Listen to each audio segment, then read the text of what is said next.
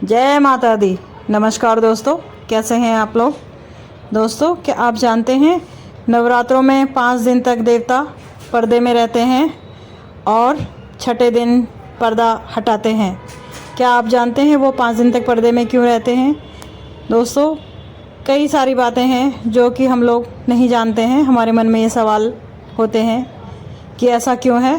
पंडित जी से पूछा तो पंडित जी ने बताया बहुत ही विस्तार से कि ऐसा क्यों होता है, देवता 5 नवरात्र तक पर्दे में क्यों रहते हैं। आइए दोस्तों जानते हैं।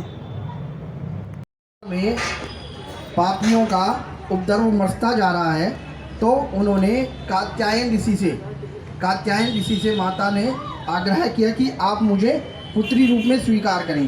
कात्यायन ऋषि, तो कात्यायन ऋषि की पुत्री कौन हुई? कात्यायनी। तो वो छठा नवरात्र होता है। पंचमी स्कंद माता, षष्ठम कात्यायनी थी।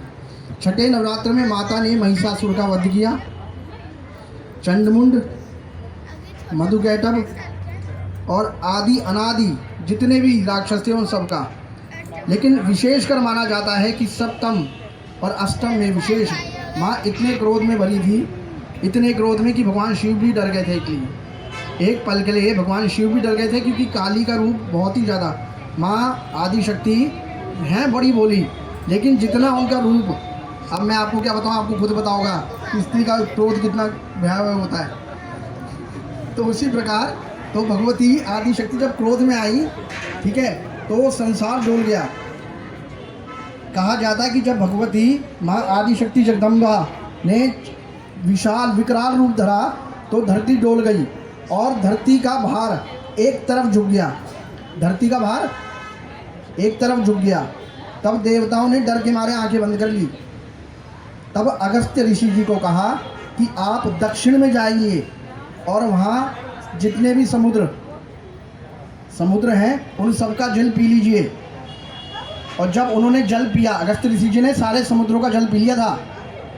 ऐसा संसार में 2 बारी हुआ, जब शिव और पार्वती का विवाह हुआ और जब महाकाली ने अपना विकराल रूप धरा। ऐसा संसार में मात्र 2 बारी हुआ, जब भगवती अपने रुद्र रूप में आई और एक जब वो पतिव्रता रूप में आ रही थी। तो जब भगवती ने इतना विकराल रूप धरा तो सभी देवता डर गए थे। डर के मारे उन्होंने भगवान शिव की शरण ली।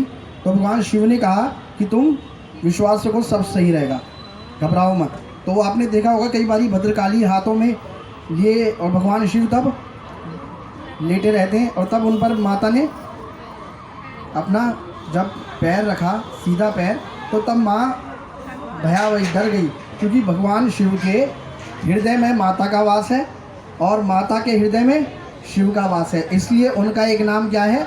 अर्धनारीश्वराय नमः। अर्धनारीश्वर भगवान शिव और जगदम्बा का रूप है। तो इसीलिए जब छठे नवरात्र आता है उस दिन प्रातः पूजन होता है और तब माता के पट खोले जाते हैं। उससे पहले माँ भगवती सब देख रही हैं, सब देख रही। ऐसा नहीं कि वो यहाँ पर ऊपर से, वो सब देख रही हैं, उन्हें सब कुछ है। भगवान गणपति हैं, सब हैं, लेकिन तब तक के लिए भगवती शांत रूप में रहती है। और इस जीवन में सच्चाई भी है कि हमें तब तक ले शांत रहना चाहिए जब तक ले सब सूटेबल रह रहा है। जब तक ले सही चल रही है गाड़ी तो ठीक है, और भगवान करे सबकी गाड़ी सीधी चलती रहे। बोलो सांचे दरबार की। इसीलिए भगवती का चेहरा 6 दिन तक, 5 दिन तक ढका रहता है, और छठे दिन जब छठा नवरात्र होता है तब माता का सुबह पूजन करके तब उनके सभी मुख से सारे पर्दे हटा दिए जाते हैं, सभी देवताओं के, और तब उनसे आशीर्वाद लेने के लिए विशेष करके बताया जाता है। इस बारी माता गज हाथी में बैठ करके आई हैं। ध्यान से सुनिएगा, आप बैठ जाइए, पहले बैठ जाइए। बोलो सांचे दरबार की। इस बारी माता आदिशक्ति हाथी पर विराजित होकर के आई हैं। हाथी पर, आपको पता हो या ना पता हो, केदारनाथ में अभी ओलों की वर्षा हो रही है। बद्रीनाथ और केदारनाथ में ये जो ठंडा हुआ है ना मौसम, हवाएं जो चल रही हैं, उसका प्रमुख कारण यही है। देहरादून में जो बारिश हुई है, तो भगवती इस नवरात्रों में यदि बारिश होती है, वर्षा होती है, अभी से लेकर के नवरात्रों से लेकर जो चैत्र के नवरात्रे आएंगे उनमें भरपूर वृष्टि होगी, सुख समृद्धि होगी और महालक्ष्मी की सब पर कृपा रहेगी। महालक्ष्मी की सब पर कृपा रहेगी। गज हाथी पर बैठने का अर्थ ये होता है, जब माता हाथी पर विराजित होकर के आती हैं तो भगवती का अर्थ ये होता है कि माँ सबके भंडार भरने आई हैं और सबके दुख हरने आई हैं। इसीलिए आप सबसे अनुरोध है, मैं छठे नवरात्रि से आपको एक स्तोत्र दूंगा, अपने नित्य पढ़ना है नवरात्र के पश्चात भी। उसे कहते हैं अष्ट लक्ष्मी स्तोत्र। क्या कहते हैं? अष्ट लक्ष्मी स्तोत्र। आपने उसे प्रतिदिन, हो सके तो प्रतिदिन पढ़िएगा, वरना शुक्रवार तो जरूर पढ़िएगा। आपके घर में किसी प्रकार की धन धान्य की कमी नहीं होगी, क्योंकि अष्ट लक्ष्मी ही वो गज पे विराजित होकर के आती हैं। 8 रूपों की लक्ष्मी, 8 प्रकार की लक्ष्मी है। अगर कोई दक्षिण भारत से हो तो उन्हें पता होगा कि अभी भी माता लक्ष्मी के व्रत चल रहे हैं जो श्राद्ध से प्रारंभ हुए थे। तो इसलिए ये माना जाता है कि भगवती विराजित हैं और उनको जितना अधिक हो सके माता आदि शक्ति का स्मरण करके जितना पूजन किया जाता है, अष्ट लक्ष्मी का स्तोत्र का पाठ किया जाता है, उतनी महालक्ष्मी आप पर प्रसन्न होती है। और सदैव ध्यान रखिएगा, मंगल और शुक्र को, माताएं ध्यान से सुने, घर की लक्ष्मी वही हैं, आप ही लक्ष्मी हैं, कोई अलग नहीं है।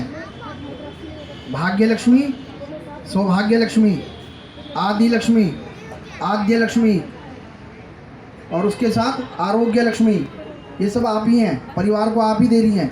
मैं मजाक नहीं कर रहा, सिर्फ ये वास्तविकता है। आप शक्ति का रूप हैं, आप महालक्ष्मी स्वयं विराजित हैं, आप स्वयं हैं। तो अष्ट लक्ष्मी का अर्थ ये होता है कि जो पालन पोषण करने वाली है, संसार का भरण पोषण करने वाली है, परिवार की देखभाल करने वाली है और उससे भी अधिक प्रेम करने वाली हैं। पुत्रों के, अगर पुत्र कोई गलत कार्य भी कर ले तो उसमें भी माँ का स्नेह छुपा होता है। तो वो सब अष्ट लक्ष्मी जो होती है, भगवती अष्ट लक्ष्मी के स्तोत्र में ये विराजित है कि 8 प्रकार की लक्ष्मी माता के स्तोत्र से आपके घर में धन धान्य भरा रहेगा।